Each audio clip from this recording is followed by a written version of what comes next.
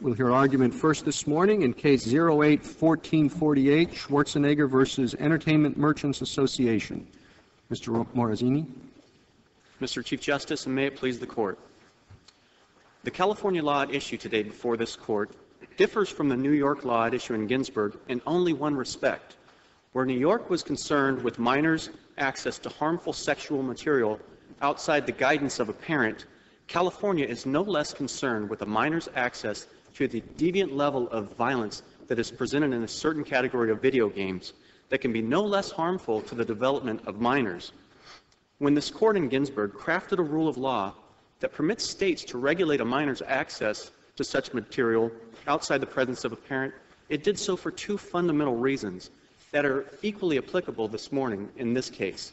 First, this rule permits parents' claim to authority in their own household to direct the upbringing and the development of their children. And secondly, this rule promotes the state's independent interest in helping parents protect the well-being of children in those instances when parents cannot be present. So this morning, California asked this Court to adopt a rule of law that permits states to restrict minors' ability to purchase deviant, violent video games that the legislature has determined can be harmful to the development. What's a deviant violent video game as opposed to normal violent video game? Yes, Your Honor. Deviant would be departing from established norms. And there are established norms of violence?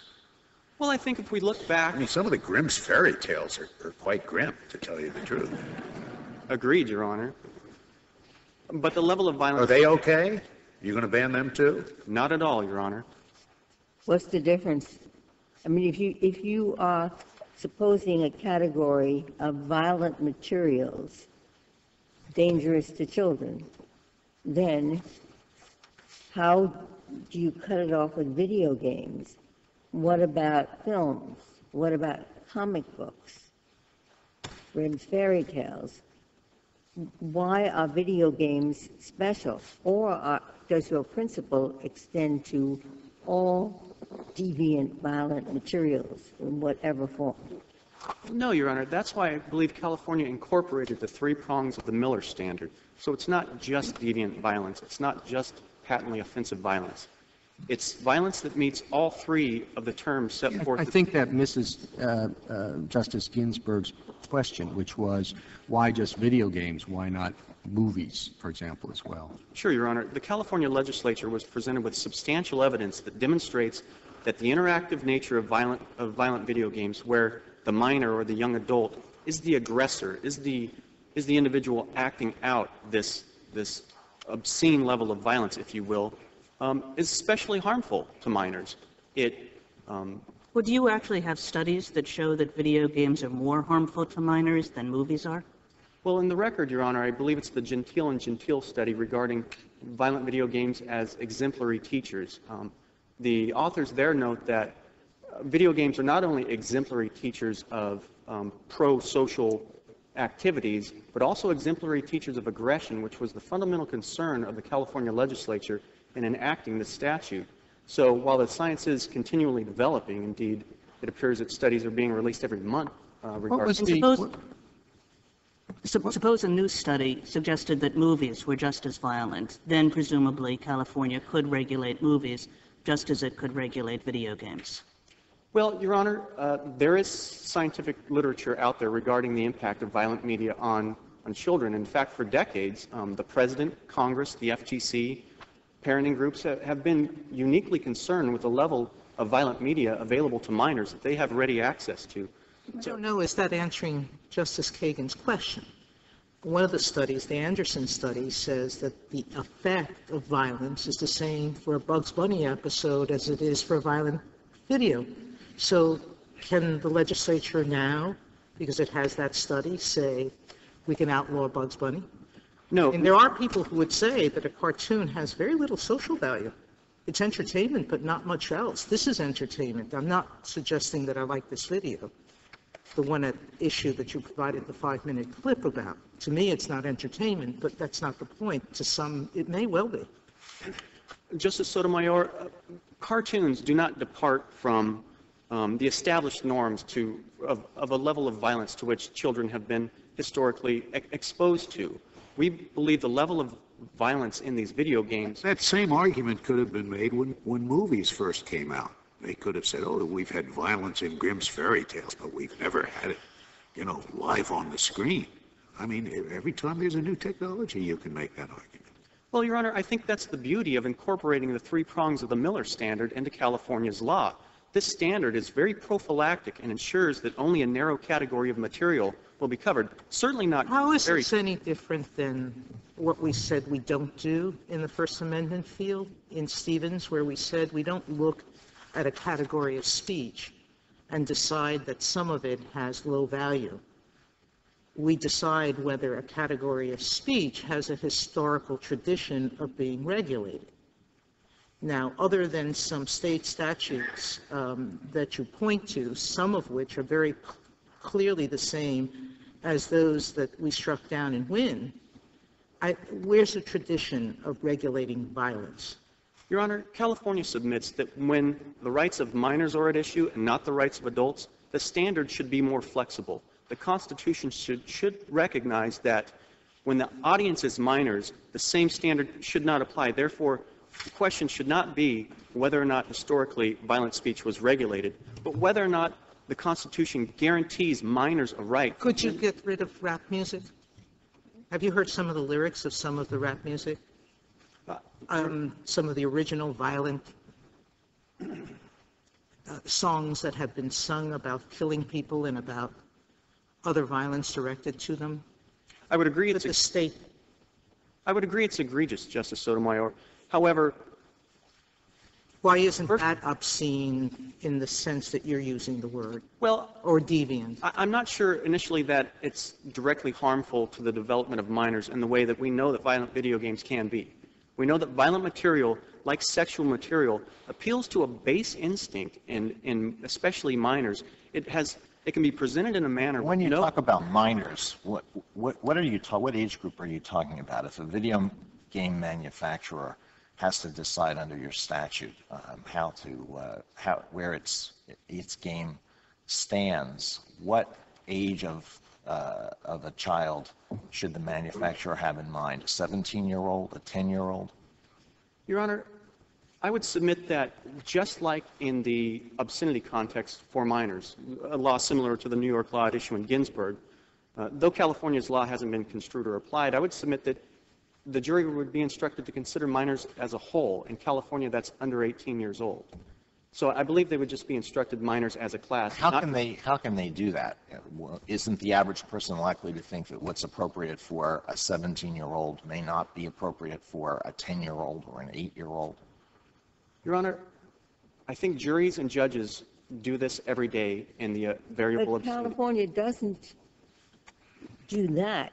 California has in big letters 18, so it's not is it okay for a 7-year-old? Is it okay for a 12-year-old? Part of the statute requires labeling these video games in big numbers 18. So it's 18, and California doesn't make any distinctions between 17-year-olds and 4-year-olds.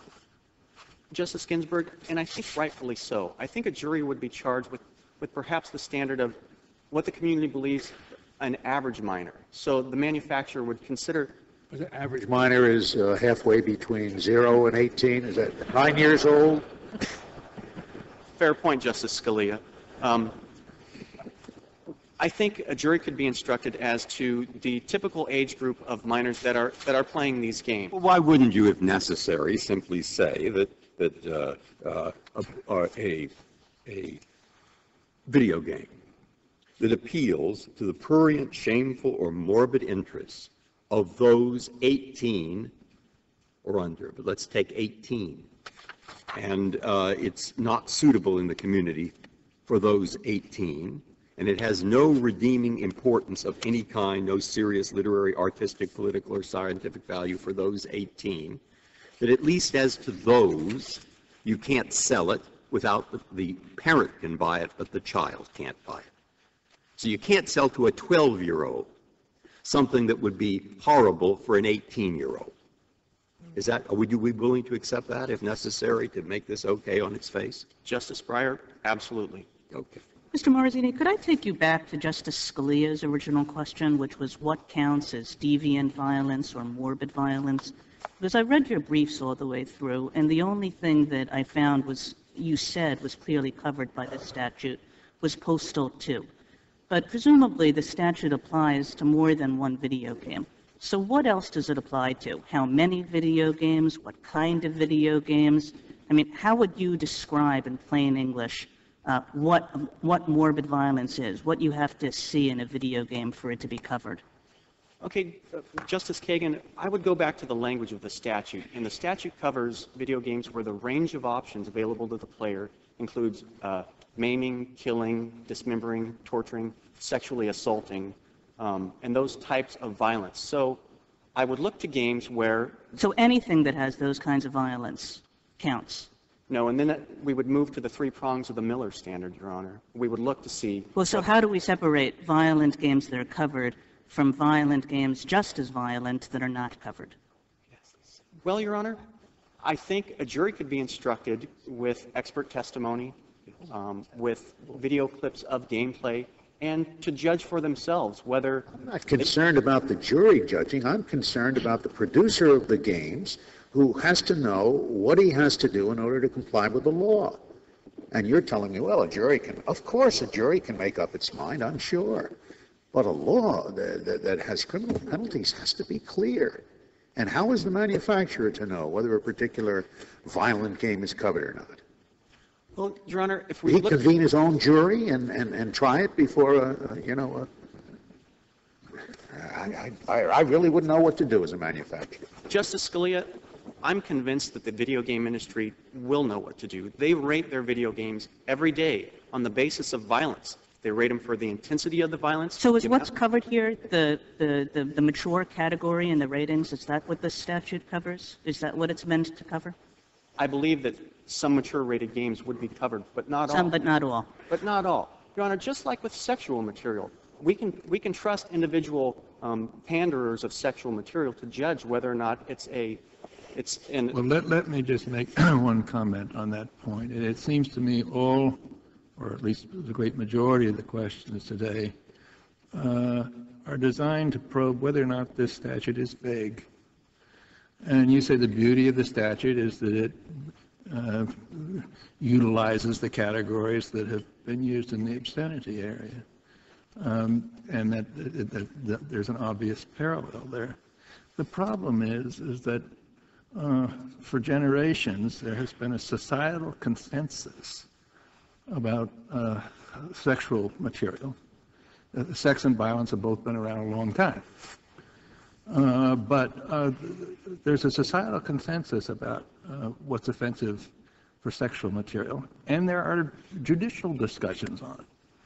Now, those judicial discussions are not precise. You could have had the same questions today with reference to an obscenity statute, and we have said that with reference to obscenity, there are certain materials that are not protected. Those rules are not precise at the margins, and some would say not precise in a more significant degree as well. But you're asking us to go into an entirely new area where there are no consensus, no judicial opinions. And this indicates to me the statute might be vague. And I just thought you'd like to know that reaction in my